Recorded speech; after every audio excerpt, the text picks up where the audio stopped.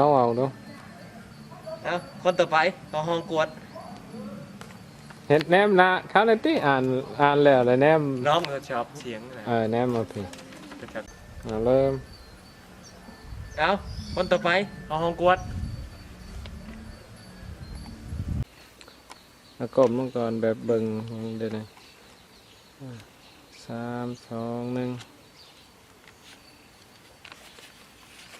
13 2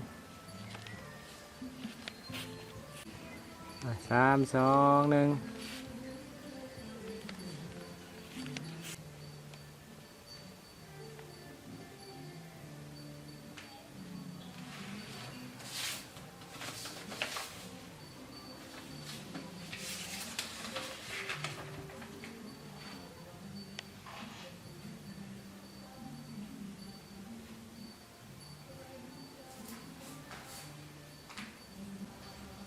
13 2 1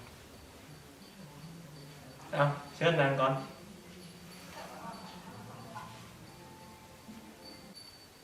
3 2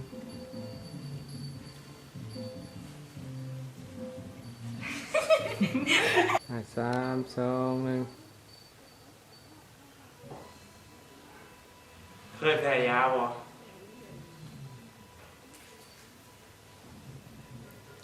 3 2 1เคยแพ้ยาบ่3